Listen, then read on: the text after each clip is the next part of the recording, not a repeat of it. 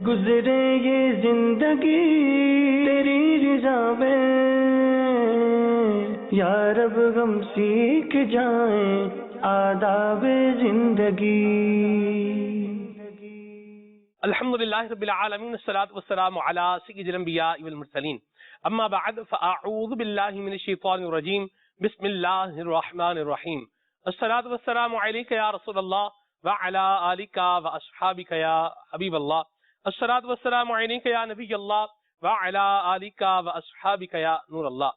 جانشین امیر السنت صاحبزادہ عطار الحاج ابو اسید احمد عبید رضا مدنی دامت القدس القدسیہ کا بہت ہی پیارا پروگرام آداب زندگی آپ دیکھنے کی سعادت حاصل کر رہے ہیں۔ نبی کریم صلی اللہ تعالی علیہ وآلہ وسلم نے ارشاد فرمایا کہ جو شخص مجھ پر 100 مرتبہ درود پاک پڑھے گا، اللہ تعالی اس کی 100 حاجات کو پورا فرمائے گا۔ صلو علی الحبیب صلی اللہ تعالی علی محمد صلی اللہ علیہ وسلم۔ جی کال شامل۔ بعض جانور حلال ہیں اور بعض جانور حرام ہیں، اس میں کیا حکمت ہے؟ دیکھیں، سب سے بڑی حکمت تو یہ ہے کہ جو اللہ و رسول نے فرما دیا، جی لبیک، سبحان۔ ختم۔ سب سے بڑی بات تو یہ ایک مسلمان کے لیے اس میں یہ ہے کہ بندہ جو بھی کھاتا ہے نا، تو وہ غذا، وہ چیز، وہ گوشت انسان کے جسم کا حصہ بن جاتی ہے، وہ جزو بدن بن جاتا ہے، انسان کا حصہ بن جاتی ہے۔ ٹھیک۔ اچھا، اسی طرح جو ہے وہ انسان کے دل پر بھی اس غذا کا اثر ہوتا ہے۔ اللہ۔ تو یہ دیکھیں گے شریعت اسلامیہ کی حکمت کہ جو جانور حرام ہے، اب جیسے سور لے لیں، سور کا اگر گوشت اگر کوئی کھاتا ہے تو سور جو نا اس کے ذرا کہ بندہ بے حیائی کی طرف جائے گا۔ شیر اور چیتا وغیرہ ان کا گوشت اگر کھائے گا تو یہ ظلم کی طرف جائے گا، صحیح، درندہ بن جائے گا، درندہ بنے گا۔ تو اس طرح اور بھی جانوروں کے اگر کھائے گا تو وہ، اب یوں دیکھ لیں کہ حکما کہتے ہیں کہ اگر بھینس کا گوشت کھائیں گے تو آپ کے اندر سستی آئے گی، بکری کا گوشت لیں گے تو آپ کے اندر چستی آئے گی۔ کیا بات۔ تو لہذا گوشت جو ہے نا وہ پھر طرح کے بدن کا حصہ بنتا ہے۔ اب اگر بندہ حرام گوشت کھائے گا تو پھر غلط کاموں میں جائے گا، صحیح، گناہوں کی طرف جائے گا، اور حلال گوشت کھائے گا تو اس کی بات ہی کچھ اور ہے۔ حلال گوشت کھائے، یعنی جو شریعت نے حلال کیا وہ کھائے، اچھا حلال مال کے ذریعے، حلال رقم کے ذریعے جو نا وہ چیز حاصل ہوئی ہو، وہ یوں کھائے۔ کیا بات۔ ورنہ تو ہے نا کہ حرام کا لقمہ، اب چاہے چاول کا ہو یا کچھ بھی ہو، پیٹ میں اگر ہوگا تو وہ 40 دن تک جو ہے وہ اس کی دعا قبول نہیں ہوگی۔ تو ظاہر ہے کہ حرام کا لقمہ تو حرام کا لقمہ ہے۔ تو جو ناجائز کھانا ہوتا ہے، جو حرام کھانا ہوتا ہے، اس کے بھی اثرات ہوتے ہیں۔ اب ابراہیم بن ادھم رحمۃ اللہ تعالی علیہ کا واقعہ دیکھ لیں، ان کا مشہور واقعہ ہے کہ آپ رحمۃ اللہ تعالی علیہ کا جو ہے وہ 40 دن سے عبادت میں دل نہیں لگ رہا تھا۔ آپ پریشان، وہ اللہ والے تھے کہ میرے عبادت میں دل کیوں نہیں لگ رہا، اس کے باوجود وہ کر رہے تھے۔ خیر وہ کسی مسجد میں گئے تو وہاں کچھ لوگ جو ہے وہ اللہ تعالیٰ کی عبادت میں مشغول تھے۔ جی۔ تو وہاں کوئی شیخ تھے، تو انہوں نے فرمایا کہ آج ہمارے اندر ایک ایسا شخص آ گیا کہ جس کا 40 دن سے اللہ تعالیٰ کی عبادت میں دل نہیں لگ رہا۔ جی۔ حضرت ابراہیم بن ادھم رحمۃ اللہ تعالی علیہ سمجھ گئے، فرمایا کہ یہ تو میں ہی ہوں۔ چنانچہ وہ ان شیخ کے پاس گئے اور کہا کہ تم میں ہی ہوں، بتائیں مسئلہ کیا، یہ کیا وجہ ہے؟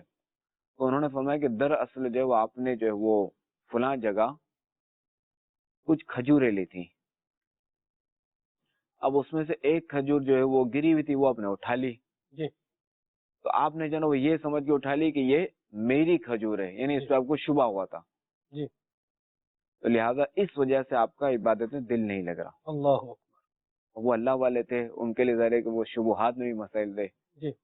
خیر ہم تو ظاہر ہے کہ وہ یہ ہے کہ شبہات کو نہیں دیکھیں گے، یقین دیکھیں گے۔ ٹھیک ہے، لیکن شبہ والی چیزوں سے تو پرہیز کیا جائے۔ نہیں، شبہ والی چیزوں سے پرہیز کیا جائے گا، یہاں تک کہ اگر ہمیں کسی چیز پہ کوئی شبہ ہوگا کہ یہ مال چوری کا ہے، شک ہوگا کہ یہ مال چوری کا ہے، تو ہم نہیں خریدیں گے۔ صحیح۔ کس سے ہم بچیں گے؟ صحیح، ٹھیک ہے۔ بلکہ بچنے کا حکم ہے کہ شک ہو گیا تب بھی نہیں خریدا جائے گا وہ مال. ٹھیک ہے. جانور کی تو حرام جانور جو ہوتا ہے یہ اس طرح سے اس کی کھال پر بیٹھنے کا بھی ایک اپنا جو ہے وہ اثر ہوتا ہے. علامہ کمال الدین دمیری ایک زبردست جو ہے وہ مسلمان بزرگ جو ہے وہ ہو گزرے ہیں, ایک سائنٹسٹ بھی تھے آپ. بایو کے اندر آج بھی ان کا نام اور ان کی تھیوریز کو جو ہے وہ لیا جاتا ہے. تو آپ نے بھی حیات الحیوان میں اس بات کو جو ہے وہ ذکر فرمایا ہے کہ اگر چیتے کی کھال پر بیٹھے گا تو اس میں جو ہے وہ تکبر آئے گا, اور بکری کی کھال پر بیٹھے گا تو اس میں عاجزی آئے گی. کھال پر بیٹھنے کا اتنا اثر ہے تو گوشت کھانے کا کیا معاملہ ہوگا, یہ تو آگے مزید براں ہے. بہرحال جانشین میرے سنت نے جو یہ بات ارشاد فرمائی ہے کہ سب سے پہلی بات یہ ہے کہ حکم خدا و رسول ہے. تو مسلمان کی آنکھ ادھر آ کر بند ایک دفعہ ضرور ہونی چاہیے.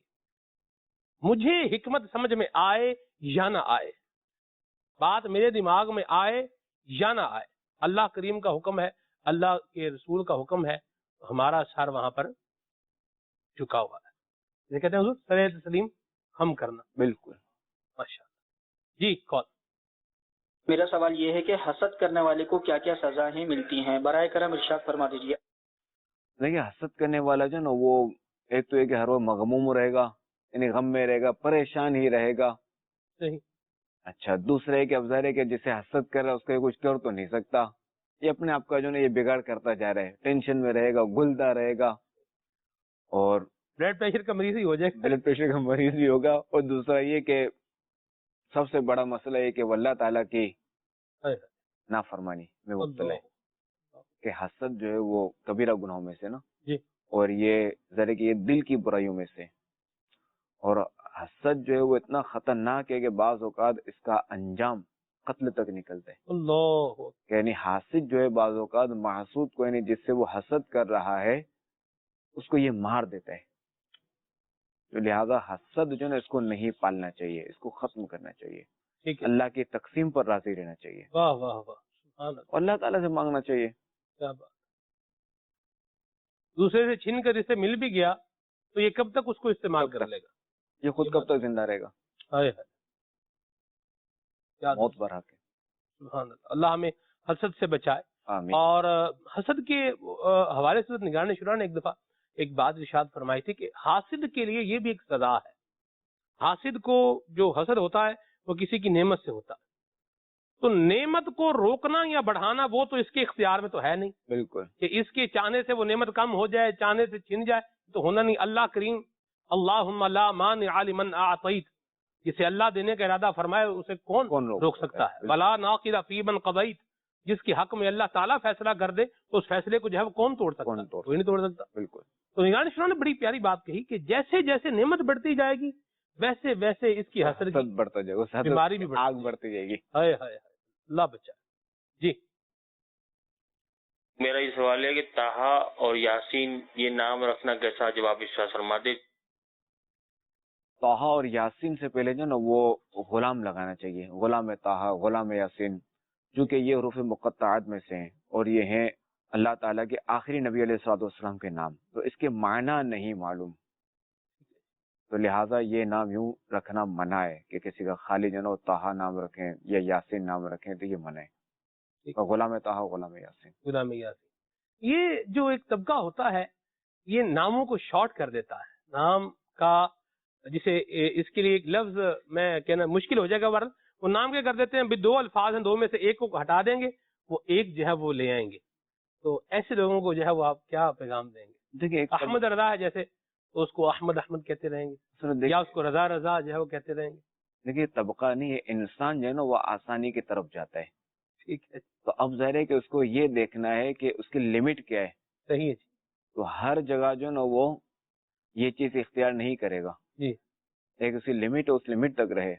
اب دیکھیں کہ ایام 20 جی, 13, 14, 15 جی, تو شروع سے چلتا ہو رہا ہے کہ دیکھیں گے عربوں کا, دیکھیں کہ وہ ہر 3 دن کا بھی ان کا یہ تھا کہ اس کو بھی انہوں نے ایک ہی نام میں اس کو مخصوص کر دیا. اب بھائی میں فلاں کام جو ہے نا وہ میں آپ کو رقم جو دوں گا نا ایام 20 میں دوں گا. جی, اب یہ طے ہو گیا بیٹے ایام 20 میں یہ کام کروں گا. یہ ایام بیض ہوتا کیا حضور؟ وہ 13, 14, 15 چاند کی تاریخ. صحیح, ٹھیک ہے. اب کیا یہ مخصوص کر دیا، اب 3 دن کو کوزے میں بند کر دیا، ایک طرح سے 3 الفاظ میں بند کر دیا یہاں بھی. جی یہ تو شروع سے چلتا ہوا ہے کہ انسان جو ہے نا وہ آسانی کی طرف آتا ہے. تو لہٰذا بس ہمیں یہی دیکھنا ہے کہ جہاں تک ہمیں شریعت اجازت دے ہم وہ آسانی اختیار کریں، حد سے نہ بڑھیں. ٹھیک ہے جی. کال. ایک سوال ہے آپ سے کہ اکثر لوگ جب نماز پڑھ کر اٹھتے ہیں تو مصلی کا کونا الٹ دیتے ہیں، اس میں کیا حکمت ہے؟ اور بعض لوگ کہتے ہیں کہ جب مصلی کا کونا نہ الٹا کیا جائے تو اس پر شیطان نماز پڑھتا ہے، یہ کہاں تک درست ہے؟ دیکھیں ایسا تو نہیں ہے کہ شیطان جو ہے نا وہ نماز پڑھتا ہے. ٹھیک ہے، البتہ اس میں یہی ہے کہ مصلی وغیرہ جو ہے نا وہ لپیٹ دینا چاہیے، اور اس میں جو ہے نا اس کو تھوڑا سا کونا لپیٹنے میں کوئی حرج بھی نہیں ہے کہ شریعت نے اسے منع نہیں فرمایا. جی. اور اگر نہیں تھوڑا سا کونا کرتا تو ذرا کہ اس میں شریعت نے اس کو گناہ گار بھی قرار نہیں دیا. البتہ یہ ہے کہ تھوڑا سا یہ جو ہے نا کونا لپیٹنے کے بجائے اس کو پورا لپیٹ دے. ٹھیک ہے.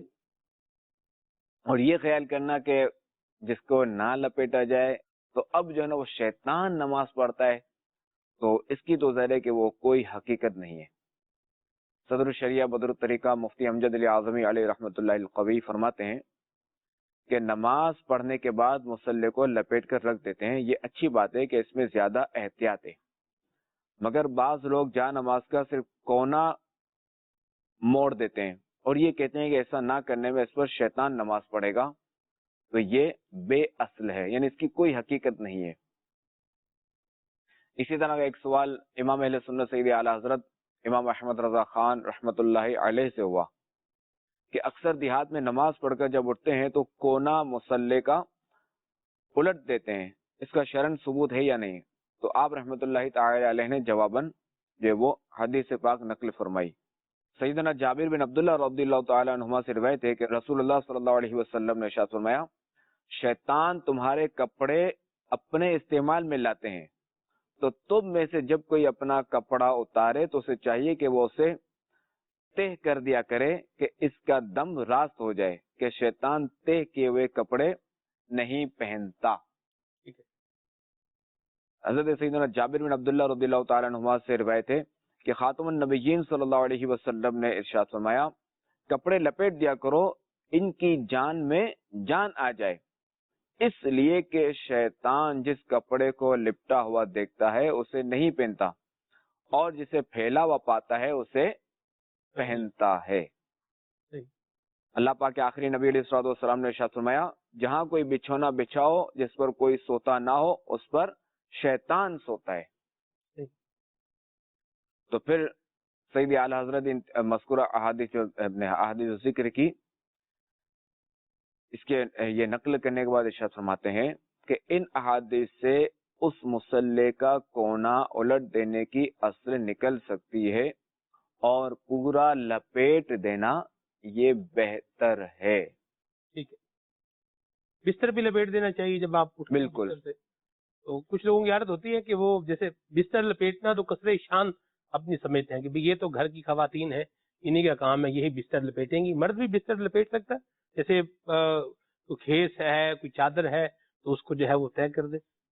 نہیں، مرد جب اگر کسی کے گھر جاتا ہے تو وہاں کیا کرتا ہے؟ کسی کے اگر مہمان بنتا ہے تو وہاں کیا کرتا ہے؟ لپیٹتے ہے یوں چھوڑ دیتا ہے؟ لپیٹتا ہی لپیٹتا ہے یا لپیٹتا ہوگا؟ نہیں، لپیٹتا ہوگا، ویسے ہوگا زیادہ مناسب. لپیٹنا چاہیے.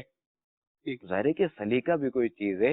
صحیح. یہ ظاہر ہے حسن اخلاق میں سے ہے کہ آپ اگر کسی کے گھر جائیں تو اگلے نے آپ کو جس طرح کا کمرہ دیا تھا آپ اس کو اسی طرح کا کمرہ واپس کر کے دیں. اگر آپ اس طرح کر کے نہیں دیں گے تو اگلا ایک ظاہر ہے کہ یہ ہوگا نا کہ یار یہ جو ہے وہ کیسا مہمان تھا ہمارا.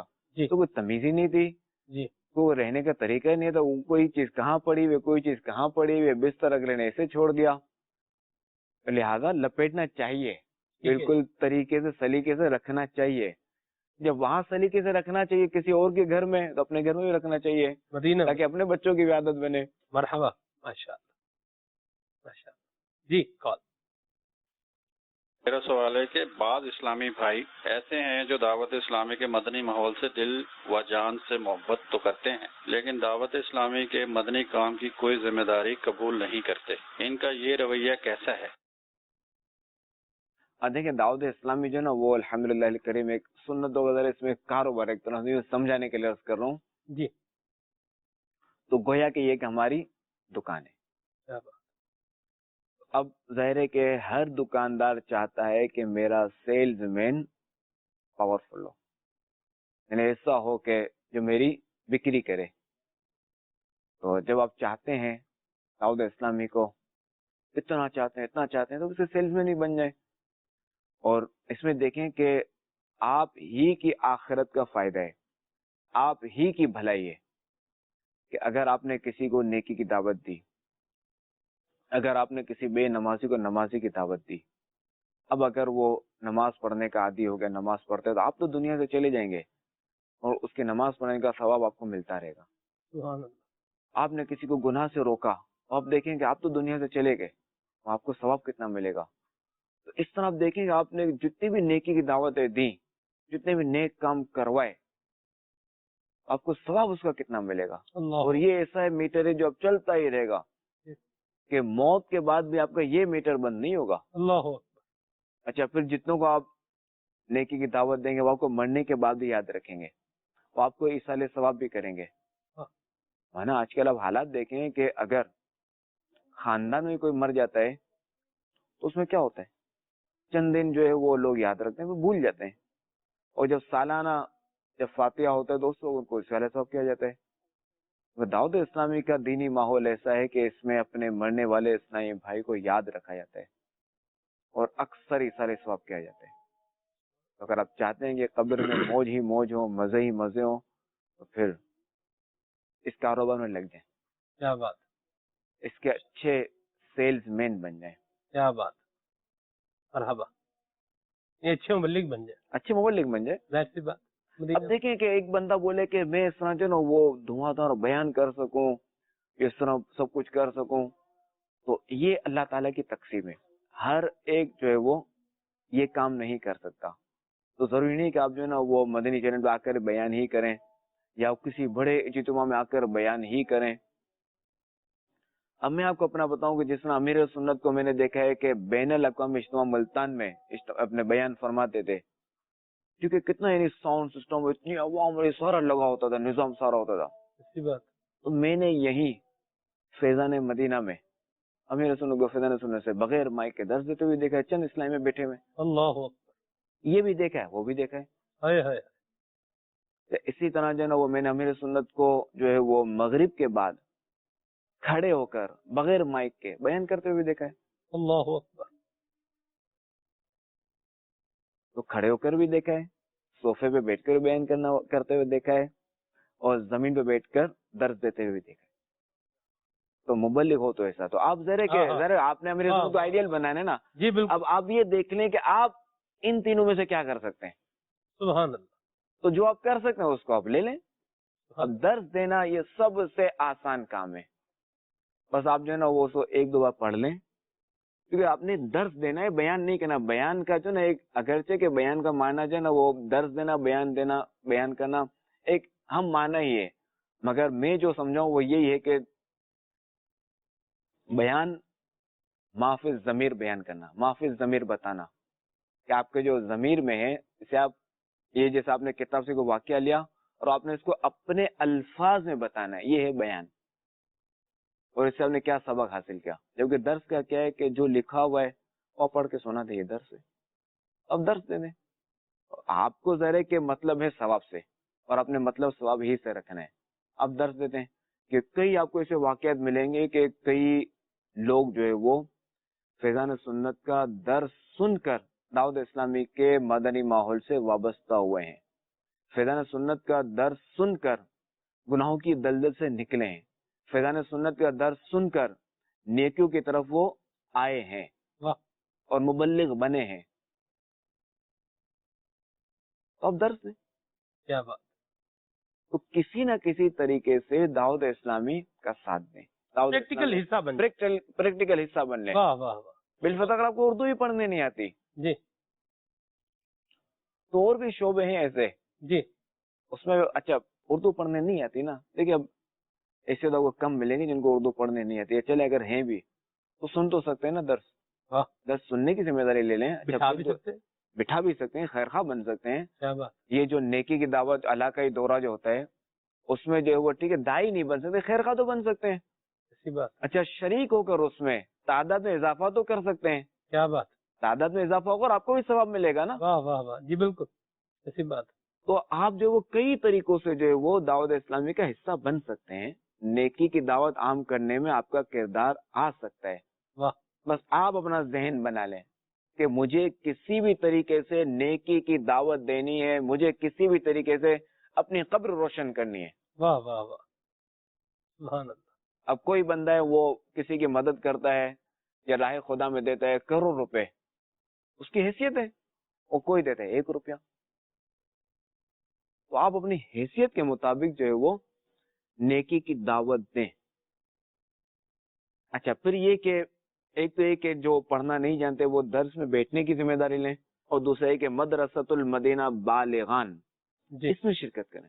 جی اس میں دیکھیں ایک تو یہ کہ آپ سورہ ملک سن لیں گے. جی. اچھا دوسرا یہ کہ آپ جو مخارج کے ساتھ جو ہے قرآن پاک پڑھنا سیکھ لیں گے. جب آپ قرآن پاک پڑھنا جان لیں گے تو اس کی برکت سے بھی آپ کو اردو پڑھنا آ جائے گی. مرحبا. جی. اور میرا سوال یہ ہے کہ سنا ہے کہ چائے پینا نقصان دہ ہے. جی ہاں, چائے جو ہے وہ یہ جو ہے وہ نقصان دہ ہے. جیسا کہ سید اعلی حضرت رحمۃ اللہ تعالی علیہ فرماتے ہیں کہ چائے گردے کے لیے نقصان دہ, اور اس کا کثرت سے استعمال گردے کے علاوہ کئی اور امراض کا بھی سبب بن سکتا ہے. ٹھیک ہے. چنانچہ اطباء اور حکما بیان کرتے ہیں کہ چائے کے کثرت استعمال کے باعث جو ہے نا وہ غشی, کسل یعنی سستی, چڑچڑا پن اور دل کی دھڑکن, خون کا زیادہ دباؤ یعنی بلڈ پریشر اور خارش جیسی جو ہے نا بیماریاں ہو سکتی ہیں. ویسے ہمارے ہاں تو ویسے جو چائے کا تصور ہے وہ یہ دودھ والی چائے کا ہی زیادہ یہ تصور ہے. دودھ والی چائے یا پھر اس کو گرین ٹی بھی جو ہے نا وہ بعض جگہوں پر کہتے ہیں. گرین ٹی تو وہی ہو گئی نا, بغیر دودھ کے ہو گئی. ہاں جی. وہی ڈائریکٹ چائے ہو گئی. ٹھیک ہے. مرحبا. جی کال. ماشاء اللہ آداب زندگی بہت ہی پیارا سلسلہ ہے. ماشاءاللہ جانشینی میرے سنت کا بہت ہی پیارا پروگرام آداب زندگی. اللہ پاک جانشینی میرے سنت کے علم میں مزید اضافہ فرمائے. ماشاءاللہ سلسلہ آداب زندگی جاری و ساری ہے. میرا جانشین اتار کی بارگاہ میں یہ سوال ہے کہ ہم بڑوں کا کس طرح ادب کریں, برائے کرم جواب عنایت فرما دیجیے گا. دیکھیں جب بھی اسلامی بھائی جب بھی کال کرتے ہیں یہی سوال کرتے ہیں بڑوں کا ادب کیسے کرنی چاہیے. مطلب مجھے یہ نہیں سمجھ لے کہ یاد ہی ہو گیا, جیسے وہ کہتے ہیں نا جی آواز سن کے آپ کو لگ جاتا ہے نظر آگے یہ کیا بولیں گے. اللہ ان کو برکت دے, آباد رہے. جنہوں نے حوصلہ افزائی کی ان کا بھی شکریہ ادا کر لوں. جی. اللہ کریم مجھے اخلاص عطا فرمائے, اللہ کریم ہم سب کو ایمان و سنیت پر استقامت عطا فرمائے. آمین. دیکھیں جب بھی ادب کہا جاتا ہے نا کہ بڑوں کا ادب کریں تو اس سے جو ہے نا وہ بندہ مراد یہی لیتا ہے کہ ہاتھ باندھ کے بس کھڑا ہو جاؤں. تو ایسا صرف ایسا نہیں ہے صحیح کہ والدین اگر آئیں تو تعظیماً بندہ کھڑا ہو جائے, ان کا ادب کرے. اب کیا ہے کہ وہ جو بات کہیں تو ان کی وہ بات مانے, یہ بھی ادب میں. تو اس سے طرح بزرگان دین رحمہ اللہ المبین جو فرمائے تو ان کا ماننا یہ بھی ادب میں آئے گا. ٹھیک ہے. تو بس ادب کا معنی جو صرف وہی نہیں ہے کہ کوئی آئے تو کھڑا ہو جائے ہاتھ باندھ کے. صحیح. اللہ ہمیں با ادب بنائے. آمین. با ادب با نصیب, بے ادب بے نصیب. جی کال. مرغی کے دل کا خون صاف کیے بغیر سالن میں ڈال سکتے ہیں؟ برائے کرم رہنمائی فرما دیں. اس میں یہی ہے کہ مرغی کا جو ہے نا وہ دل اس کو چیر کر 4 پیس کر کے اندر سے جو ہے نا وہ خون نکال کر ہی پکایا جائے تو ہی اچھا ہے. ٹھیک ہے. البتہ اگر کسی نے پورا دل اگر پکا دیا, سالن میں ڈال دیا, تو وہ سالن جو ہے وہ کھانا حلال رہے گا. ٹھیک ہے. دل کا بھی اگر اندر سے وہ اس کو پکنے کے بعد بھی اگر اس کا وہ جو خون اندر بلیک سا وہ ہے اس کو اگر نکال دیا جائے تو دل بھی کھایا جا سکتا. بکری کا دل, یہ بکری کا دل کہہ رہا ہوں, بکری کا دل بھی لوگ کھاتے ہیں, مرغی کا دل بھی بالکل کھاتے ہیں. بالکل کھا سکتے ہیں. ٹھیک ہے جی. محمد نواز اتاری رحیم یار خان سے. صاحبزادے اتار کی آمد مرحبا. اللہ پاک صاحبزادے اتار کو مدنی چینل کو نظر بد سے بچائے. صاحبزادے اتار کی بارگاہ میں میرا سوال یہ ہے, اللہ کے گھر میں دنیا کی باتیں کرنا, دنیا کا حساب کرنا کیسا, رہنمائی فرما دیجئے. بچوں کو سبق یاد نہ ہو تو کون سا وظیفہ پڑھنا چاہیے؟ آپ دیکھیں کہ مسجد جو نا یہ عام جگہوں کی طرح نہیں ہے کہ جیسے ہی دیکھیں کہ مسجد میں داخل ہوتے ہیں تو معاملہ ہی بالکل بدل جاتا ہے کہ مسجد میں اگر کسی نے اعتکاف کی نیت کر لی تو اب اس سے جو ہے نا وہ ثواب ملتا رہے گا نفلی اعتکاف کا. اچھا مسجد میں داخل ہوا, اب یہاں سے اس نے یہ قدم رکھا ہے, اس سے تھوڑا سا پیچھے ہٹیں گے تو کھانا پینا سب جائز تھا, سونا جائز تھا. جسے یہاں قدم رکھا تو اب اس کے لیے وہ چیز جو حلال ہے, کھانا پینا, یہ بھی اس کے لیے جائز نہیں ہے. سونا جو کہ حلال ہے, سونے سے میرا تو گولڈ نہیں ہے, زیور نہیں, تو یہ اس کے لیے حلال ہے, ٹھیک ہے, مگر یہاں مسجد میں نہیں سو سکتا. اب کیا, اگر اس نے اعتکاف کی نیت کر لی تو اب اس کا یہاں سونا بھی جائز ہو جائے گا اور کھانا پینا بھی جائز ہو جائے گا. اس کے باوجود کچھ معاملات رہیں گے, کچھ رکاوٹیں رہیں گی کہ مسجد میں بندہ دنیاوی باتیں نہیں کر سکتا. اچھا مسجد میں قہقہ لگانا قبر میں اندھیرا لاتا ہے. مسجد میں کاروبار نہیں کر سکتا کہ یہ ناجائز ہے. اچھا مسجد میں جو ہے نا وہ گمشدہ چیز کا وہ اعلان نہیں کرے گا کہ اس کا بھی منع ہے. تو مسجد میں بالکل دنیاوی بات چیت کرنے سے بچنا ہے. اللہ ہمیں مسجد کا ادب عطا فرمائے. آمین آمین آمین. مسجدوں کا اللہ پاک ہمیں باادب بنائے. دعوت اسلامی کے مدنی ماحول سے وابستہ رہیں گے تو انشاءاللہ مسجدیں آباد کرنے کے حوالے سے اور مسجدیں خوشبودار رکھنے کے حوالے سے اور مسجدوں کے آداب کا لحاظ رکھنے کے حوالے سے ذہن بنتا رہے گا. جی کون جانشین امیر علیہ سنت کی بارگاہ میں عرض ہے, نعت شریف سنا دیں تو نوازش رہے گی. اے خاک مدینہ تیرا کہنا کیا ہے, تجھے قرب شاہ ہے مدینہ ملا ہے. اے خاک مدینہ شرف مصطفیٰ کے قدم چومنے کا, شرف مصطفیٰ کے قدم چومنے کا, تجھے بارہا خواہ کہ طیبہ ملا ہے, تجھے بارہا خواہ کہ طیبہ ملا ہے. اے خاک مدینہ بدن پر ہے عطار کی خاک طیبہ, بدن پر ہے عطار کی خاک طیبہ, پڑے ہٹ جہنم تیرا کام کیا ہے, پڑے ہٹ جہنم تیرا کام کیا ہے. اے خاک مدینہ تیرا کہنا کیا ہے, تجھے قرب شاہ ہے مدینہ ملا ہے. سبحان اللہ. پروگرام آپ نے دیکھا, مدنی چینل لکھتے رہیے. صلو علی الحبیب صلی اللہ تعالی علی محمد. گزرے یہ زندگی تیری رضا میں, یا رب ہم سیکھ جائیں آداب زندگی.